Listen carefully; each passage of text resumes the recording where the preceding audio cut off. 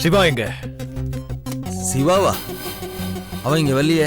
இந்த பூனையும் பால் குடிக்குங்கிற மாதிரி முகத்தை வச்சுட்டா நான் நம்பிடுவேனா? அவன் இங்கதான் இருக்கான்னு எனக்கு தெரியும். கூப்பிட அவனை. என்ன ராஜதுரை, எப்போ பார்த்தாலும் என்ன அயோக்கியனாவும் மோசமானவனாவும் நினைக்கிறதே உனக்கு வேலையா? அதானே உண்மை. தபார், என்ன நம்பு. சிவா இங்க இல்ல. வேணா நீ உள்ள போய் தேடி பாத்துக்க. சுலபமா தேடுற மாதிரி நீ ஒளிச்சு வச்சிருக்க மாட்டேன்.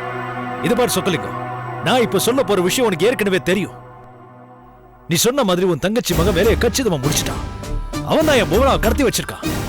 இல்ல ராஜதுரை, நான் வேணா வேணா உன் சாக்கு போக்க கேட்க நான் தயாரா இல்ல. சிவா புவனாவை கடத்திட்டு போறத நான் என் கண்ணால பார்த்தேன். இந்த விளையாட்டை என்கிட்ட வச்சுக்காத சொக்கலிங்கம். மீறி ஏதாவது செய்ய பார்த்த உன்னையும் உன் தங்கச்சி மகனையும் கொல்ல கூட நான் தயங்க மாட்டேன்.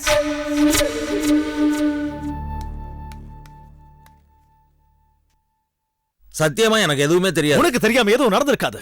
நான் சிவாவை பார்த்தே 2-3 நாள் ஆச்சுப்பா. இது பாரு, நீ உண்மையை சொல்ல. எதுக்கு டயத்தை வேஸ்ட் பண்ணிட்டு என் கூட வாங்க. சிவா என் வீட்டுல தான் இருக்கான். சிவா போதுமா? என்ன நம்ப மாட்டேன் நீல?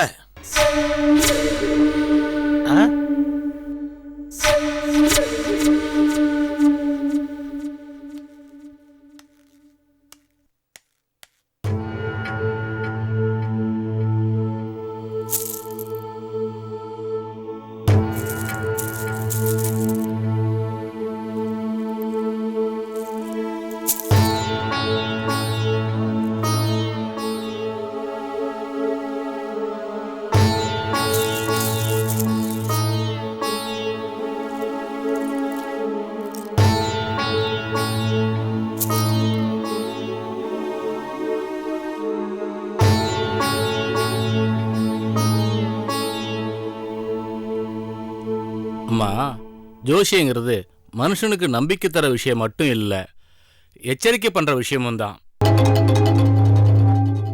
இப்ப நான் சொல்ல போற விஷயம் உங்களுக்கு அதிர்ச்சியை தரதா இருக்கலாம். ஆனா சோழி சொல்ற உண்மையை வச்சு மறைச்சோ திரிச்சோ சொன்னா அது மிகப்பெரிய துரோகம் ஆயிடுமா. என்ன சொல்றீங்க? உங்க குடும்ப நிலவரம் இப்ப ரொம்ப மோசமா இருக்குமா. இன்னும் கொஞ்ச நாள்ல உங்களுக்கு மிகப்பெரிய இழப்பு காத்துக்கிட்டு இருக்கு. அந்த இழப்பு பணமாவோ இல்ல நிலமாவோ இருக்கலாம். இன்னும் சொல்ல போனா என்ன சொல்லுங்க? அது உயிரிழப்பா கூட இருக்கலாம்.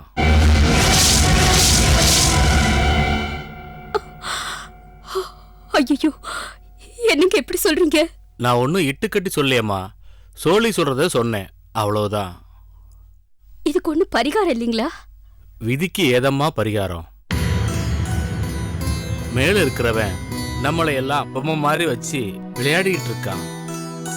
யார் யார் எங்க இருக்கணுமோ கணிக்கிறவன் அவன்தான். நினைச்சா விளையாடுவான், நினைச்ச மாத்திரத்துல ஆட்டத்தை கலைச்சிருவான். எல்லாம் அவன் இஷ்டம்மா. ஓ சித்தம் நம்ம பாக்கியன்னு போறதை தவிர நம்ம கையில வேற எதுவுமே இல்லம்மா.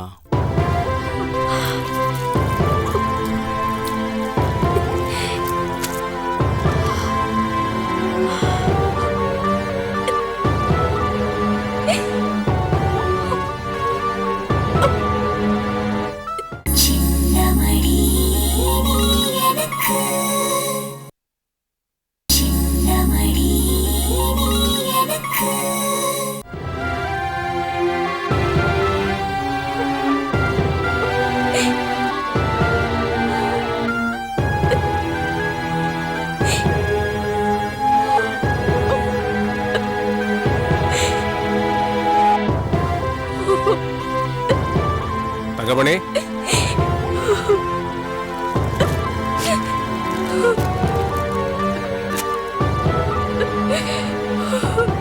என்னாச்சு? என்னாச்சுன்னு கேக்குறல்ல? எனக்கு பயமா இருக்குங்க. ஒண்ணனை பார்க்க போயிருந்தியா? இல்ல, ஜோசியரை பார்க்க போனேன். எதுக்கு? நம்ம குடும்பத்துல பிரச்சனைக்கு மேல பிரச்சனையா இருக்கேன்னு பார்க்க போனேன். என்ன சொன்னார் அவரு? அவர் சொன்னதை பார்த்தா நம்ம வீட்டுல பெரிய இழப்பு ஏற்படும் போல தோணுதுங்க. அது சாதாரணமாவும் இருக்குமா, பெரிய அளவுல உயிர் இழப்பாவும் இருக்குமா?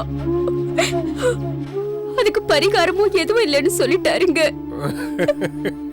வைத்தியம். நாளைக்கு அக்கறையில் ஒரு ஜோசியர் இருக்காரு, அவரையும் போய் பாரு. அவரையும் சோழிய போட்டு உங்களுக்கு ஒரு பொக்கிஷம் வரப்போகுது, அது காசாவும் இருக்கலாம் இல்ல பவுனாவும் இருக்கலாம்னு சொல்லுவாரு. போடி அதை நம்பிக்கிட்டு. எங்க நான் சொல்றதெல்லாம் விளையாட்டா இருக்கா? அந்த ஜோசியர் எது சொன்னாலும் பலிக்கணும் ஊர்ல எல்லாரும் பேசிக்கிறாங்க. அவரு நான் பெரிய கடவுளா?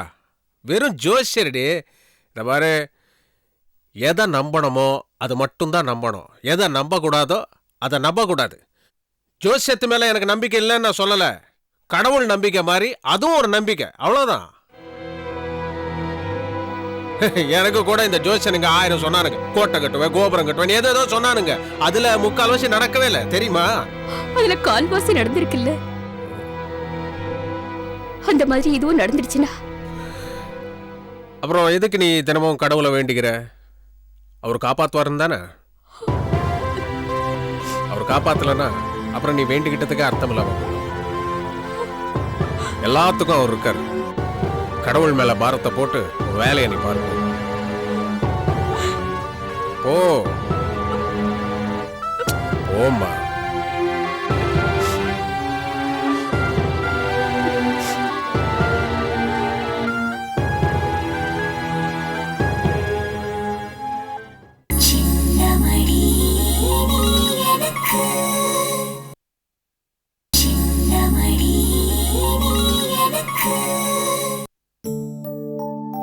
கவலைப்பட்டு இருக்கேன், நான் இருக்கேன். மாமா, நீங்க அத்தை கூட பேசிட்டு இருங்க, நான் கிளம்புறேன்.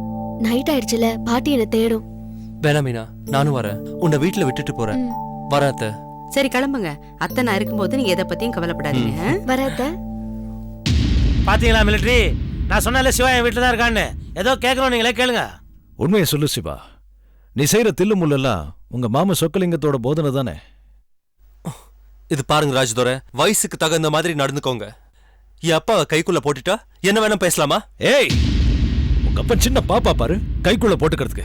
உன் மாம சொக்கலிங்கம் தான் இந்த பொண்ணு உனக்கு காட்டி காட்டி கைக்குள்ள போட்டு ஆட்டி படைச்சிட்டு இருக்கான். ராஜதுரை, உனக்கு என்னாச்சு? ஏன் இப்படி எல்லாம் சிவாவை மிரட்டிட்டு இருக்க?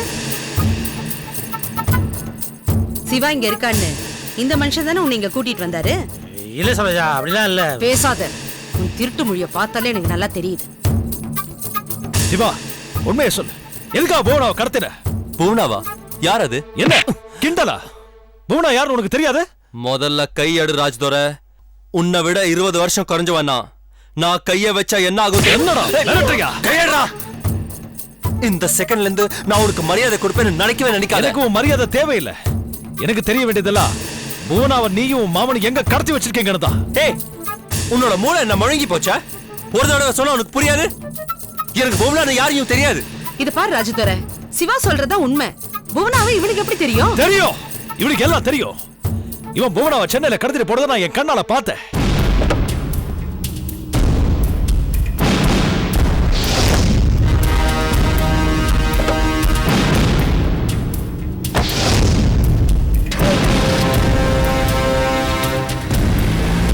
சிவா, சீக்கிரம் போங்க. மனநிலை சரியில்லாத அவளை சுலபமா கடத்திட்டு போயிட்டான்.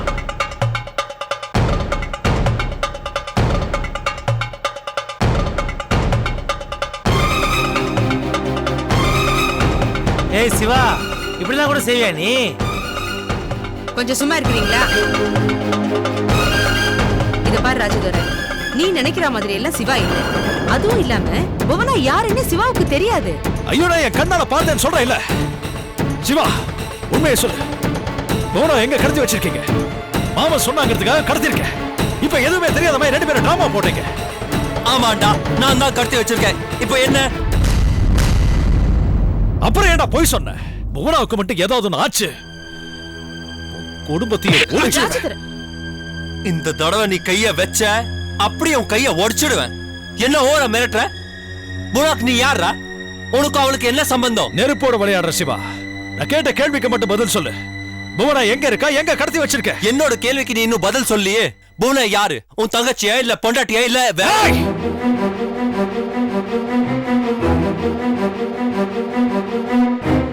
போதும்.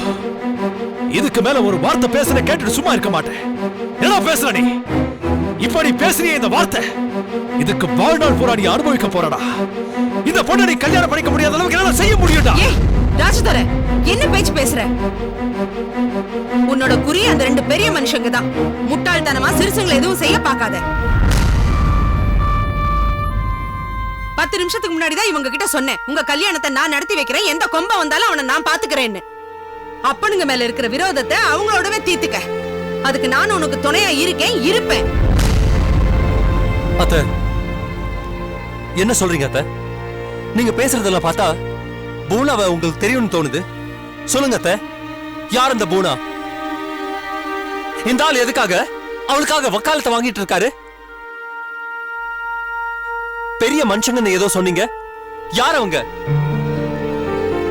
சொல்றேன்பா, ஆனா அதுக்கு முன்னாடி புவனாக்கு உன்னால எதுவும் வராதுன்னு நீ எனக்கு உறுதி கொடுக்கணும். எதுக்கு அத்தை? எதுக்கு நீங்க யாரோ ஒரு பூனாக்காக இந்த ஆளோட சேர்ந்துக்கிட்டு என்கிட்ட உறுதிமொழி கேக்குறீங்க? பூனாவோட வாழ்க்கையில நடந்ததெல்லாம் போதும். இனி அவன் வாழ்க்கையில எதுவும் நடக்க வேண்டாம் தான் இப்படி கேட்டுட்டு இருக்கோம். சரி அத்தை, என்னால பூனாவுக்கு எந்த ஆபத்தும் வராது. அத்தை, பெரிய மனுஷங்க நீங்க சொன்னது யார? பூனா மேல உங்களுக்கு ஏன் இவ்வளவு அக்கறை? சொல்லுங்க அத்தை, சொல்லுங்க. சொல்றேன் சிவா. 25 வருஷத்துக்கு முன்னால புவனாவும் இதே ஊர்ல தான் இருந்தா. நானும் அவளோ 2 பேரும் ரொம்ப நெருங்கின தோழிங்களா இருந்தோம். புவனா என் அண்ணனை காதலிச்சா. ஆனா அந்த பெரிய மனுஷன் சொக்கலிங்கம் தன் தங்கச்சி தங்கமணியை என் அண்ணனுக்கு கட்டி வைக்கணும்னு ஏற்பாடு செஞ்சான். நான் புவனாக்காக எவ்வளவோ போராடினேன். ஆனா அவங்க 2 பேரும் மனசாட்சியை புதைச்சுக்கிட்டு அவங்க காரியத்தை நடத்திக்கிட்டாங்க.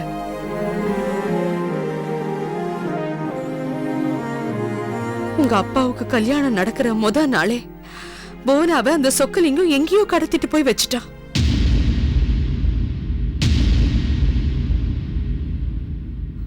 இதோ இங்க நிக்கிறானே ராஜதுரை, புவனா தன்னைத்தான் காதலிக்கிறான்னு பைத்தியக்காரத்தனமா மனசுக்குள்ளேயே போட்டு வச்சுக்கிட்டான். அதுக்கப்புறம் மிலிட்டரியில போய் சேர்ந்துட்டான். மிலிட்டரியில சேர்ந்த 6 மாசத்துக்கு அப்புறம் லீவ்ல வந்து புவனா கிட்ட தன் காதல சொல்லி அவளை கல்யாணம் பண்ணிக்கிட்டு சந்தோஷமா குடும்பம் நடத்தணும்னு ஆசைப்பட்டான்.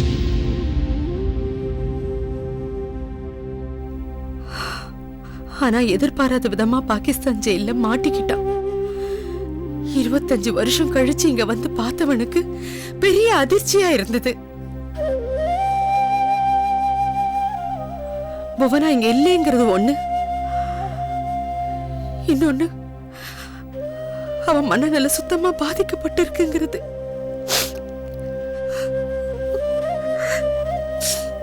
இதுக்கெல்லாம் காரணம் அப்பனும் மாமனும் தாங்கிறத தெரிஞ்சுக்கிட்டு இருக்கான்.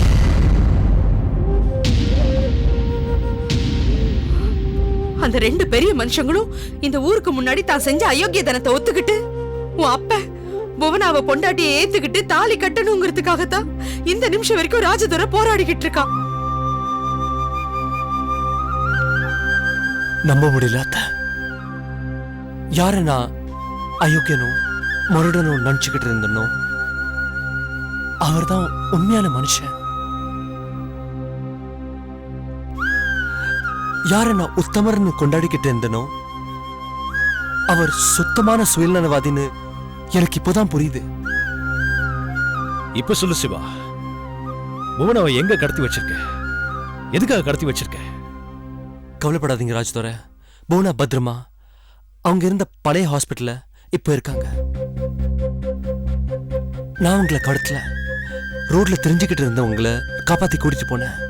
அப்போதான் நீங்க பார்த்திருக்கணும். ராஜதுரை சார், எனக்கு சத்தியமா அவங்கதான் புவனான்னு நீங்க சொன்னதுக்கு அப்புறம் தான் தெரியும். அப்புறம் ஏன் சிவா புவனாவை நான் தான் கடத்தினேன்னு போய் சொன்னேன்? உண்மையை தெரிஞ்சுக்கிறதுக்காக தான். சென்னையில புவனாவை கடத்திட்டு போறது பார்த்தேன்னு ராஜதுரை சொன்னதும் தான் எனக்கு தோணுச்சு. அவங்க தான் புவனான்னு கடத்தி வச்சிருக்கேன்னு சொன்னாதான் எல்லா உண்மையும் வெளியே வரும்னு நான் அப்படி ஒரு பொய்ய சொன்னேன். புவனா நிஜமாவே அந்த ஹாஸ்பிட்டல்ல தான் இருக்காளா? அவங்க பழையபடி அந்த ஹாஸ்பிட்டல்ல போய் சேர்ந்துட்டாங்கன்னு தெரிஞ்சதுக்கு அப்புறம் தான் நான் இங்க வந்தேன். ரொம்ப தேங்க்ஸ் சிவா. நான் இதுவரைக்கும் உங்ககிட்ட நடந்ததுக்கு எல்லாம் மறந்துட்டேன். 25 வருஷத்துக்கு முன்னால ஒருதலை பட்சமா காதலிச்ச ஒரே காரணத்துக்காக பூனாவுக்கு திரும்ப ஒரு நல்ல வாழ்க்கை கிடைக்கணும்னு போராடுறீங்களே, அந்த பெரிய மனசு மட்டும் நான் எப்பயும் மறக்க மாட்டேன். எல்லாம் சரிதான், ஆனா மிலிட்டரி நினைக்கிறது நடக்கணுமே, அதான் சந்தேகமா இருக்கு. நடக்கும்பா.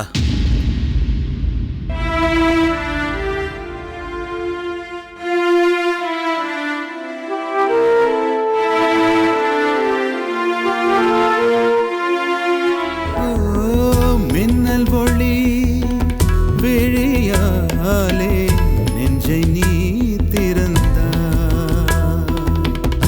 சின்ன சின்ன கூடலோடு சிரிக்க ஏன் மறந்தா, கண்ணில் நிறைந்த கன்னி தமிழே உள்ளம் கலங்காதே, கண்ணில் நிறைந்த கன்னி தமிழே உள்ளம் கலங்காதே, உன்னையல்லாமல் வேறு உறவும் என்னை சேராதே,